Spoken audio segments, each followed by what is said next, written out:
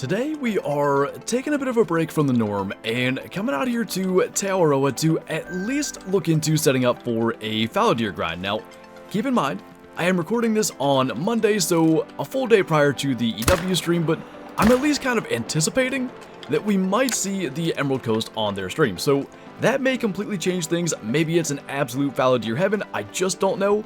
But I figured, worst case, we're going to have a fun fallow deer hunt here on Te Awaroa. It never disappoints. There's going to be fallow everywhere. And maybe we find something cool in the process.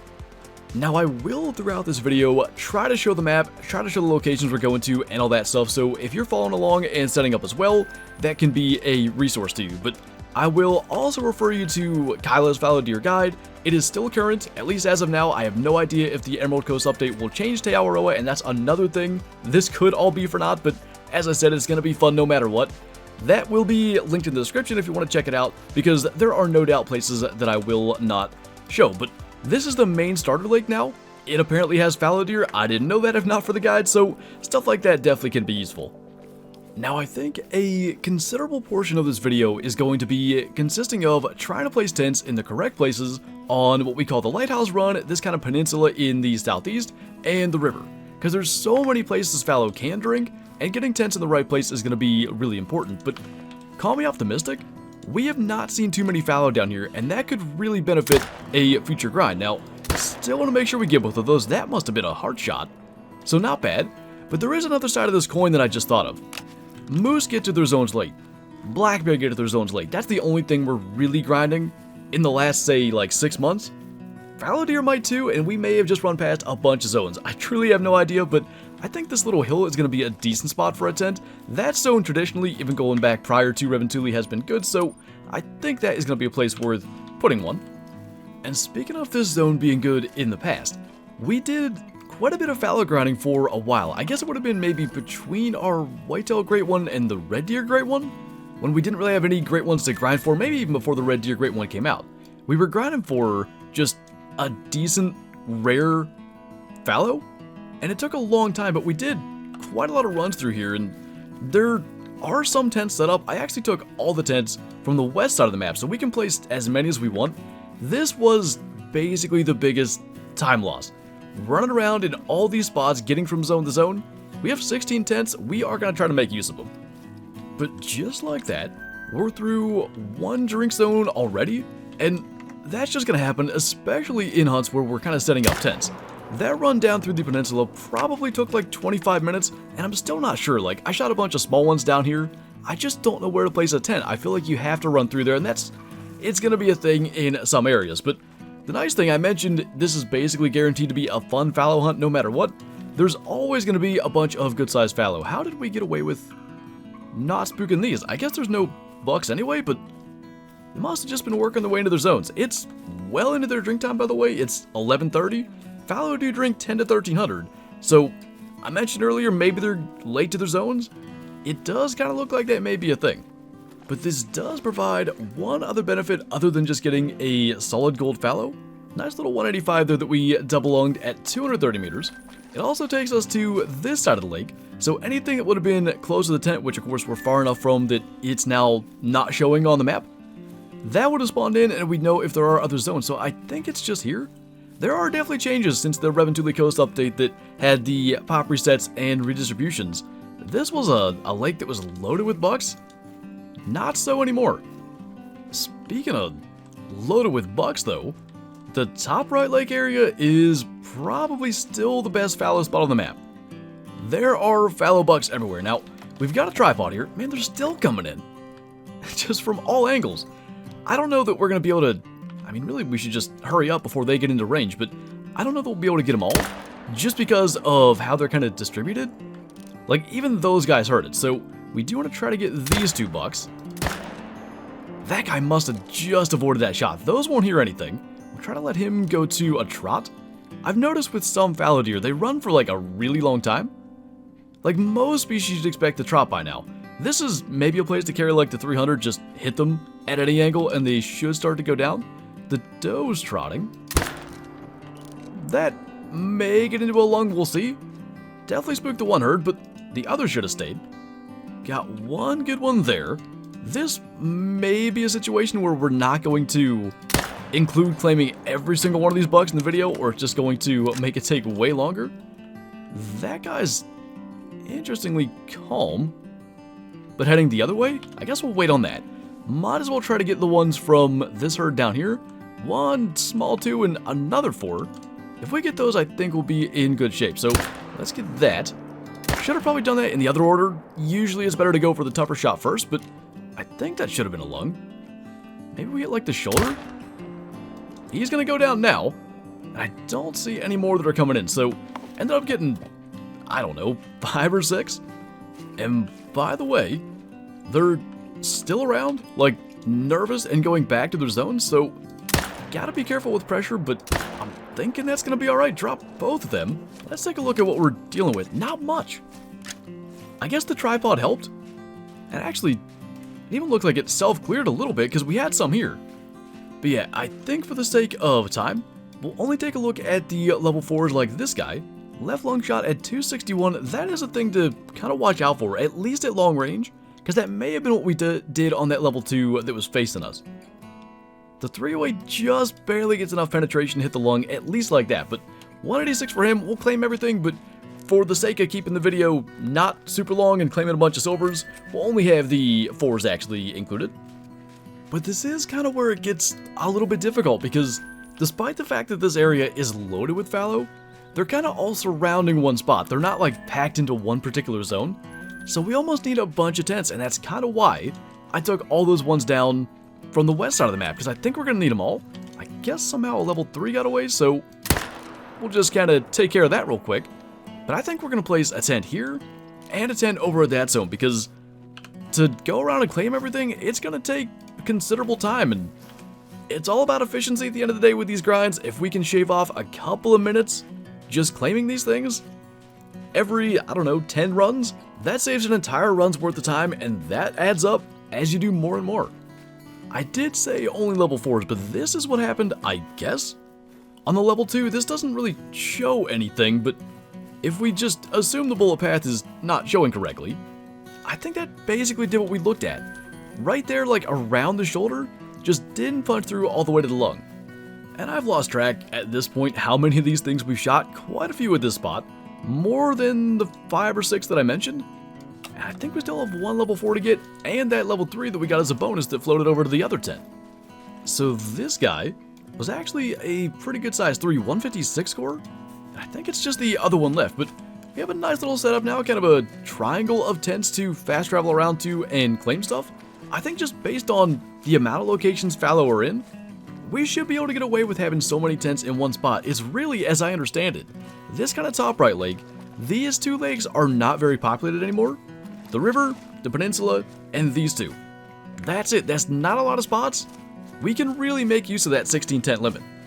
But speaking of those locations, I think we've been through everything now. Other than the river itself, I don't know that we can do it in that amount of time. Probably not, especially since it's tent placing, so we'll rest back to close to the beginning of Fallow drink time. We know they're late, so maybe 11 o'clock or so, and that should give us time to get down there. Now this is a little something different, drinking all the way up here. So we used to basically start the river run a little bit to our southeast, generally right where the main part of the river started, but I guess we can't really do that anymore. And maybe even that warrants tent placement. Let's just go up here a little bit. We can see if there's any more. Plus that gives any other Fallow time to get in here, because that guy I did just watch walk to his zone. And I mean, there you go. There's another one standing right there. He was actually just behind the trees, though. We haven't gone as far as I wanted to, but that's really good information to have. This is absurd. We've already got a nice gold piebald here. He may actually be our best one. I don't know for sure, but I think that's like a 200 rack. And I want to say our biggest piebald is maybe high 180s, but this river has taken a bunch of work. I've done like 5 or 6 runs. It was just too complicated to do step by step like we've done everything else. Lots of tents, lots of moving around, tripods, the whole thing. And this is a respawn for sure from doing that. And I can't believe we're staring down in what? 2 hours of work? A gold piebald fallow, but let's take it with the 308 before anything wild happens. That's going to drop him. There is another one on his way in, and actually what I was really doing was trying to get a position on these, but they were within that 250 meter range, so they still heard the shots. The second one spooked them. That's all good. We'll go and get our piebald and look a little bit more at this river. I'll show the map if you guys, again, want to follow along, do the same setup. I will say, though, as we run over here, everybody's map's going to be a little bit different. Your fallow zones may be in a slightly or completely different spot, so I wouldn't necessarily say copying the exact tent and tripod placement is going to get you the result you want. It might get you close, but you'll have to adjust for your own map. I'll also note, I wasn't done. I was going to do a couple more runs before trying to show kind of how this works. These two tents down here are from our previous setup, and I wanted to move them, kind of get them into a better position, but go figure, a piebald shows up before we get there, and I think he's going to be our biggest rare fallow ever. So one quick screenshot of him with the sun hitting the side, and let's see, a 199. So didn't quite crack the 200 mark, but I still think he's our biggest rare by a decent amount. 88 kilo, double lunged him there at 169 meters with the 308, which, by the way, I haven't gotten to talk about that yet. I'm really pleased with how it turned out. I think that's going to be our kind of primary fallow grinding weapon. That customization and all. Just really cool. That is going to go right to the main lodge. Whether or not this works for a future Great One grind, we have succeeded thus far today. Looks like, weirdly enough, these guys are calm. Maybe those aren't even the same fallow. Go ahead and get both of them as well. With the black matte metal, it looks like a really sleek AR rifle for this, and just perfect for what we're doing.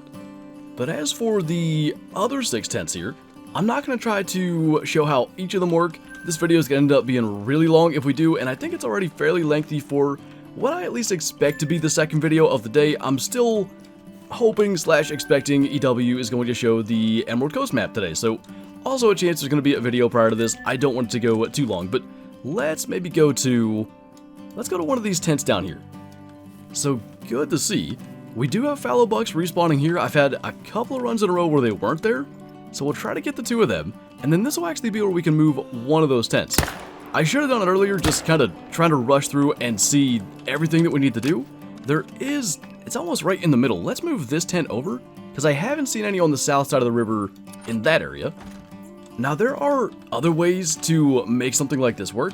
You could, for instance, just spawn at this outpost, take a 4-wheeler down, and claim your fallow, but there's always a chance you're spooking more that you can't see yet. With a 4-wheeler, you spook anything in render. So when possible, I like to just set up tents. That removes that kind of variability where maybe something's in a spot it's not typically in, maybe something's in a spot you don't even know about. This way, you can just jump to the spot, claim them, and keep going. And again, just for the sake of keeping this video from being too long, this is where the river run kind of ends, just on the east side of the inlet here, and it's always been a good spot for fallow, not nearly as many as it used to have, which frankly makes it more manageable, and there is yet again a pretty good level 4, so let's take him. That felt way too far back and still dropped to level 3. Definitely going to be nice, grinding something like fallow as opposed to the moose, and I'll be honest, with things like this, we've got the 710 set up, it feels convoluted, it probably looks complicated, and to some degree it is, but with these things, you do it repetitively and you start to figure out the best way to do it, the best order to go from tent to tent, and all that good stuff. But I would prefer to just kind of run the entire thing. That is the way that we used to do it outside of one stretch. I think right here where it's really steep, we would just fast travel past that. The problem is I learned with Black Bear. We grinded Black Bear last summer for close to 6,000 kills, and unfortunately, we never got the Great One Bear, and I'm looking at this kind of in the same light. If we want to get a Great One fallow, and maybe move back to the moose grind or the bear grind or anything like that, we are going to try to be as efficient as possible. I don't always love to be just shoot fast travel all the time, but if we want to try to get back on track, have a chance to get caught up with those missing Great Ones, I just kind of think that's what we're going to have to do. But as for these couple of guys, before we go back to the Trophy Lodge with our piebald, definitely have a silver here. That's a vital hit. I don't know how we pulled that off, but we'll take it right to the back of the lung, the liver, and the stomach. And then, no doubt, a gold for this guy. So, pretty cool way to wrap up this hunt. Oh, not a gold. Missed gold by 1.1. I guess sometimes you get level 4 max wood estimates that are not gold, so good to know at least our piebald was not that. But let's jump back and take a peek at that. I just realized I had it in my head that we had 2 piebalds. That's actually, I talked about the old fallow grind that we were doing, that completes it. By complete accident. So we had a 187 albino and a 188 albino, so a pretty significant increase. We need to look for the most recent kill here. Looks like November of 2021, so gotta take the multi-mount apart, find all that, and reassemble it. And if you're wondering why I'd be looking for the most recent kill, that's because normally, with the most recent kill, that was the last time that we touched the multi-mount, so it'll probably be in that area for the date. And it just makes it easier to go and find it without any kind of filters. But we'll dismantle that, put it back together with the new piebald, and that is pretty darn cool. We've now got our 199 piebald, the 188 albino, and the 270 diamond. And the cool thing about it is, like, they're all very unique racks, very obviously different. The diamond's gonna be so much bigger than the other ones anyway, but it was a 187 and a 188. They basically had the exact same antlers. This is a significant difference, and it's a different rare. I can't believe that didn't occur to me. I thought we had 2 piebalds, and this wasn't going to change anything other than slightly different antlers. That is so cool. And who knows, whenever the update drops and we can grind fallow deer, we may see a lot of rares and a lot of big rares. That would be quite cool, but to just have that done, have that multi-mount out of the way, the only thing we gotta worry about is trying to grind for a great one fallow when they come out. That's gonna be pretty fun, and we'll see if the work we put in today is actually going to be effective. But anyway, that's gonna do it for this video, so as always, thank you guys for watching, and I'll see you next time.